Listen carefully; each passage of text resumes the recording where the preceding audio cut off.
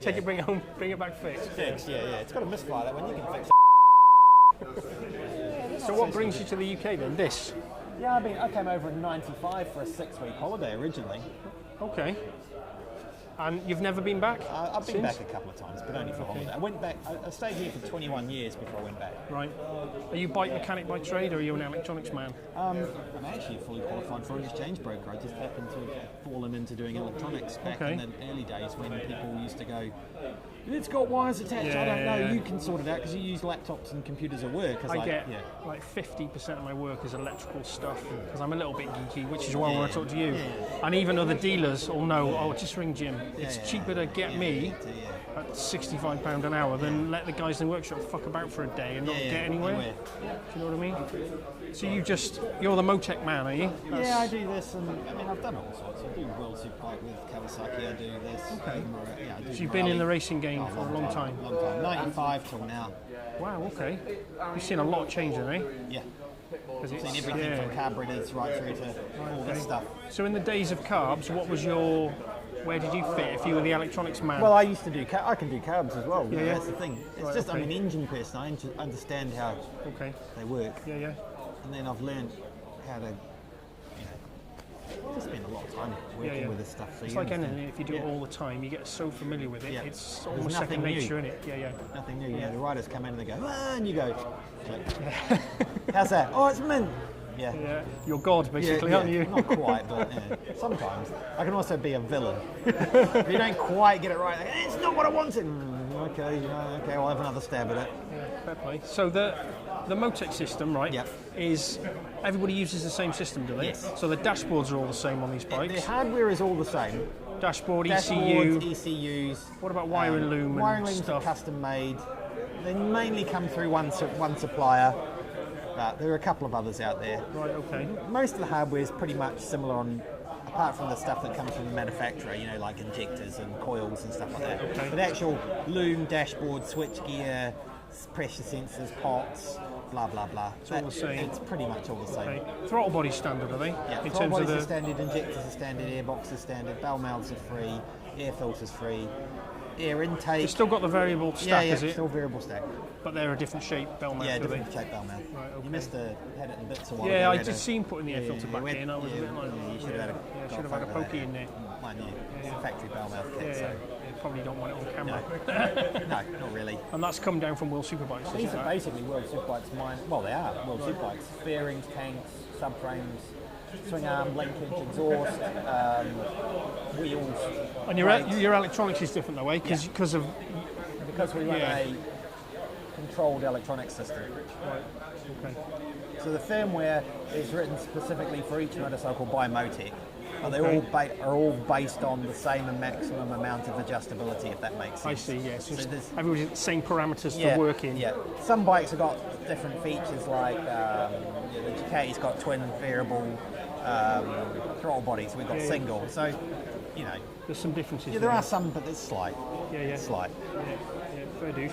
And then stuff like all the sensors, you say, so the standard, like temperature sensors, air temperature sensor, water temp.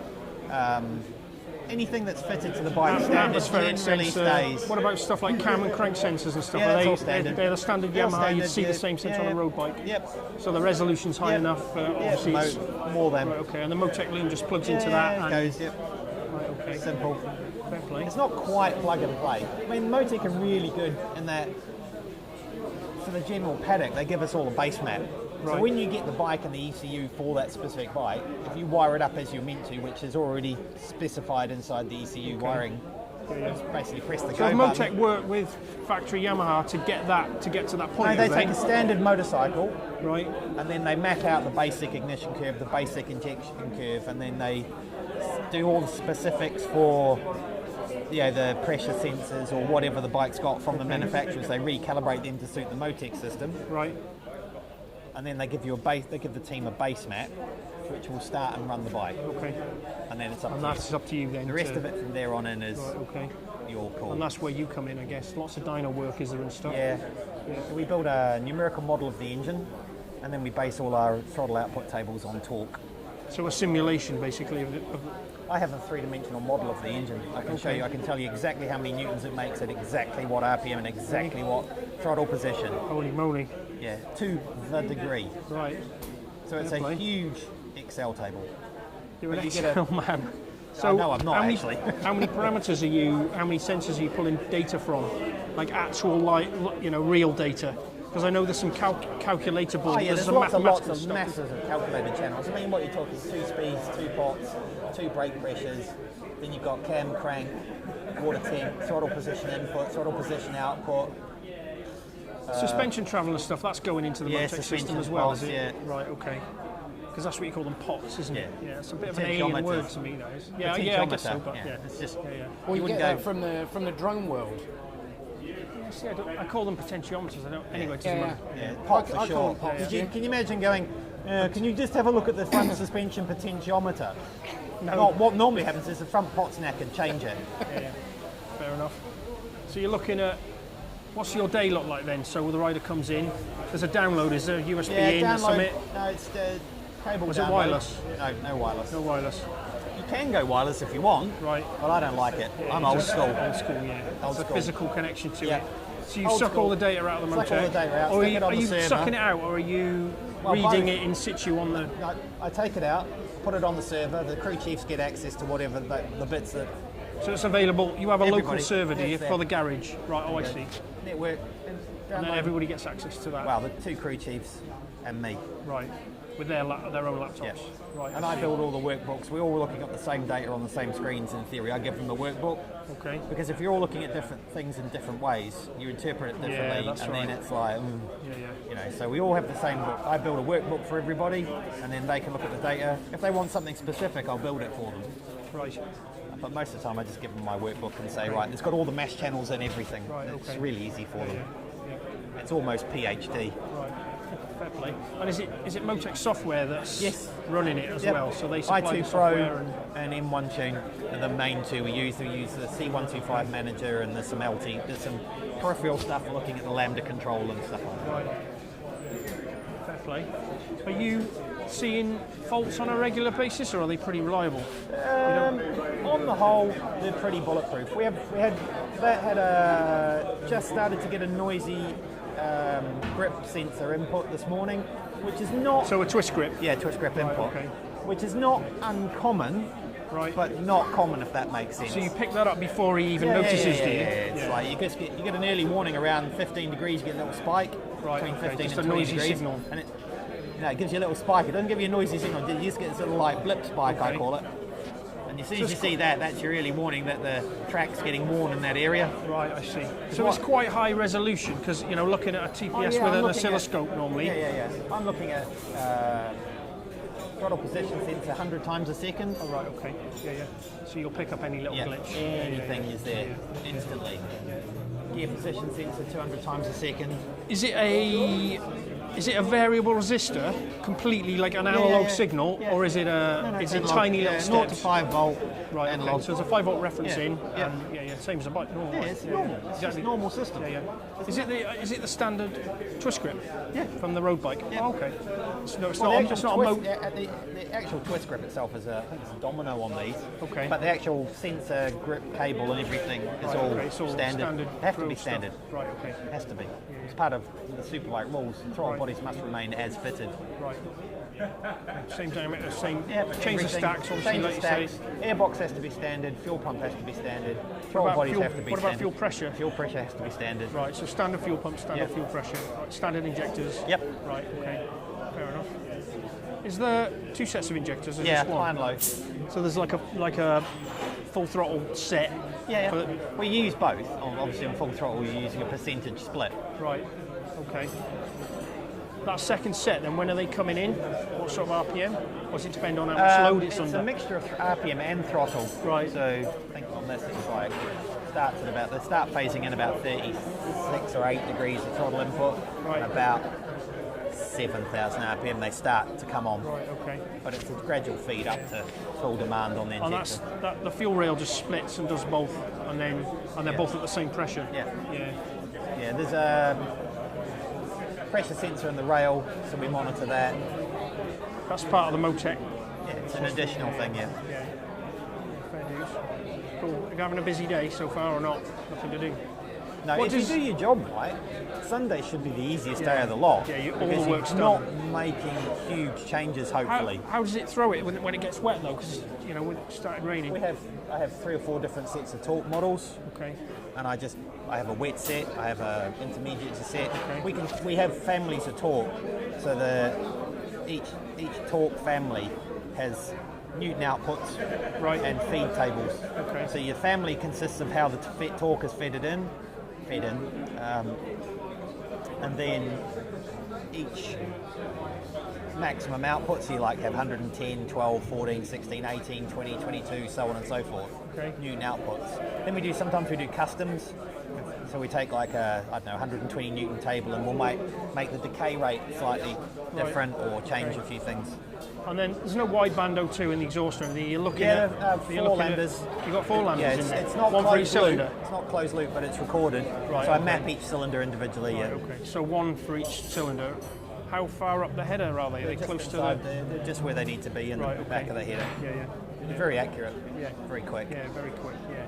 That's cool. So you log in every cylinder. You can see exactly everything. I know exactly what's going on. Yeah. Fair play. Try and keep them all on top of each other. Yeah. Avoid the blow-ups, eh? Has there been any? We dropped a valve in round 1, which was... Well, the collets come off the top of it. No, it was a little bit enthusiastic down changing previously. Right, okay. And I think he'd put the engine under stress. The rest, apart from that, they've been brilliant. They've been brilliant this year. Is that valve float, is it something, and the piston 20? No, maximum RPM, you got cut and not a lot of load. Right. So, everything's just thrashing around with no with it going backwards and forwards, backwards and forwards. Yeah. Just, can you see between cam and crank, can you see, like you get a bit of wear in the cam chain or something, you've got so much resolution you can see... You can look at phase, yeah. Right. To be honest, I generally don't. Right. The hydraulic tension is so... Yeah. And the mileage is... they're not doing like, is it? They're not doing enough. No, they're not doing enough. They're not doing 20,000 miles between rebuilds. Yeah. They're doing about 3,000 kilometres or something. Right. Okay. So how many engines have you got for the? What are the regulations say? Oh, there isn't. There's an unlimited amount of engines, which I think is a little wrong. I think they do at Worlds is probably better, where each rider has a set amount of engines per year. Yeah. Whereas here, like last year with the Ducatis, they were putting an engine in just about every weekend. Wow, okay. So, you're like... That's proper open checkbook racing. Yeah, that is. They're 30 grand a pop. Yeah, when you've got the factory behind you, I suppose. And you're doing... Well, no, it's paid for. Wow. So, by the time you've done 2 bikes, 2 engines a week, it's £60,000 a weekend before you even roll out the garage. Yeah. Wow, okay. Yeah. Ouch. Yeah. I got a question. Go on. When you're tinkering,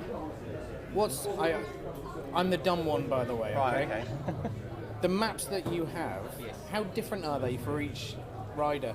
Do you find that theory, there's quite a big difference? A lot of it depends on your riders. This year are quite good. They tend to generally run the same engine brake strategy.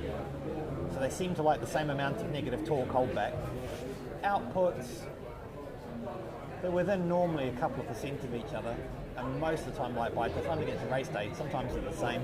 So on the whole, this year it's quite easy. Some years you've got, one rider wants full power and the thing to be backing into every turn, and the other one wants it to be like a 600 and the thing to run like a 2-stroke into a corner. That's a nightmare. There's no information crossover from one side of the garage to the other.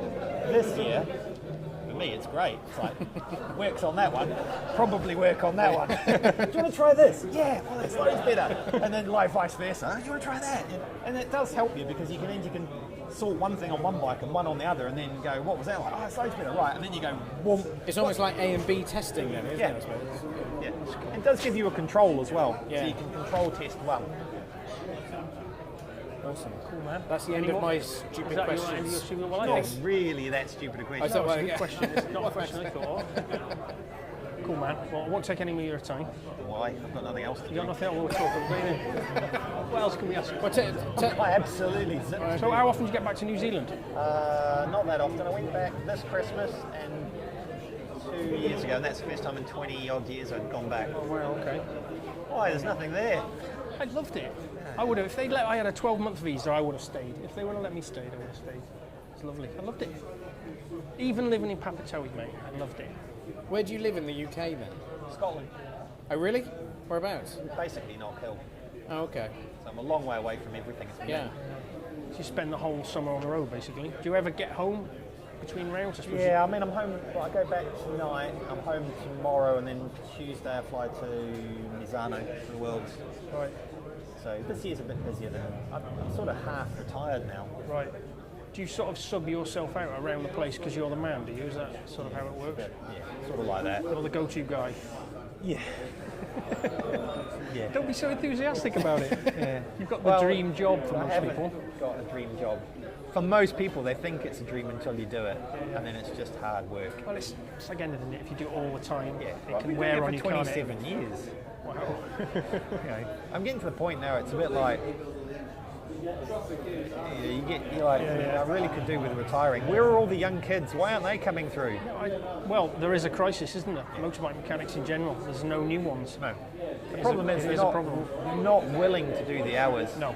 You say to somebody, right, you need to go away on Monday and you need to come home in 3 months' time and be completely self-sufficient on the road, and that's working out how to do your washing, your VAT return on the fly, and everything. Yeah. And and they just look at you like to say, I'm not doing that. It's like mental. And you're like, They want it on a golden platter, don't they? That's the problem. normal. Nice and easy. Yeah. And they also they think they can come straight out of tech college or uni or wherever and walk into a job like I've got that's taken me 2 decades to get here. Yeah.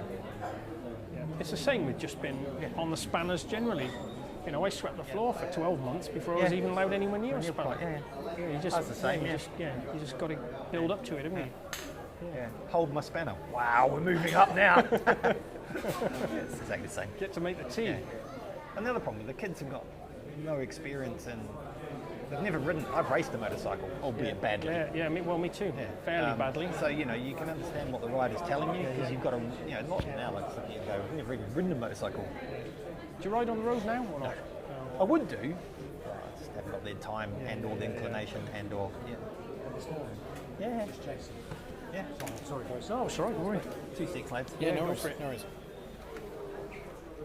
Am I allowed to point my camera at your screen? Of course you can. It's just he's copying his porn collection.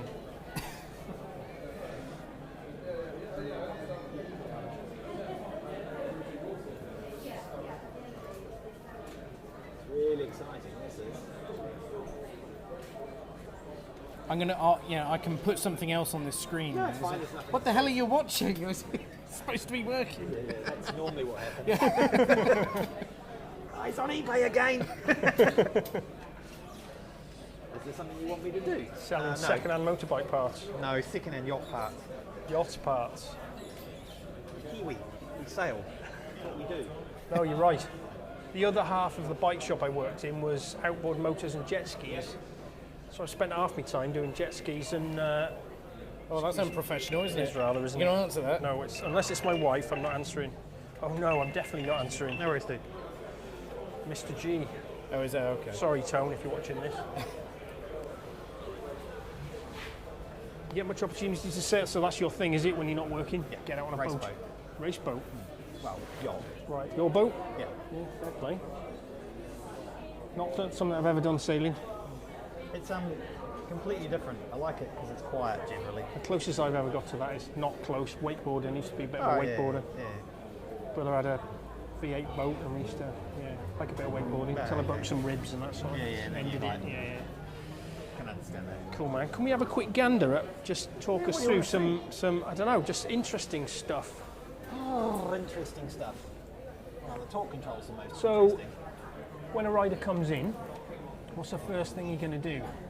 Well, first thing you do is do a health check, Right. which is just, you just go through and you check the temperatures and clutch slip angles Right, okay. and lean angles, make sure it's all working. Have you got basically. some sort of big flashy red lights that will come on automatically? No. Some it's out of spec. You could do. Or you but just I'm from old experience, school. just looking at Just it. look at it and you look at the fuel. Look at the temperature and you look at the fuel pressure and you look at the oil pressure and you can see straight away. Right. You're so Just used look to the whole looking at system. it. Because if you look at the whole outing and you put it on a line, even if it's not right, it's going to stand out like a sore thumb. Right, okay. It's going to be up here or down there. Do you look at one lap, or do you look at the whole session? Right, in one go. So is that the track in the bottom right there? Is it? Yeah. And that's the data GPS that's collected position, at that moment, at that point in the track. That's cool. So you can just scrub through the whole thing, zoom in and out like you would with any. So you can replay a race, I guess. Can replay a race. Yeah. The whole race or a single lap or whatever you want. Okay. And then what's it looking like? What are you seeing different when the weather turns? So you're seeing atmospheric pressure changes and stuff. But the thing is, if you've set all your pressure compensations and temperature compensations up, so your map effectively. your comp tables. If you got them right, it's stuff for itself pretty much. Right, okay. You're basically tuning for engine wear. Occasionally you have to give it a bit of a nudge on some compensations due to humidity. What changes with engine wear in terms of the stuff you need to change? So what is it, fueling? Yeah, fueling. Right, okay. Because every morning Less it's like, efficient. put a new engine in and you generally have to fuel it up and then you get it somewhere near and then you start to take fuel out of it because it's starting to wear. Right, okay. But then you're watching the four lambdas and you can see what's going on. Right. You can see if the cylinder's starting to go, okay. I'm having enough of life now. So Pull that engine in. pull it. Right. What happens? Do the engines go back to Yamaha to be done? Do they all? Kev is our engine guy. Right, okay. And where is he at Raceways? Is he?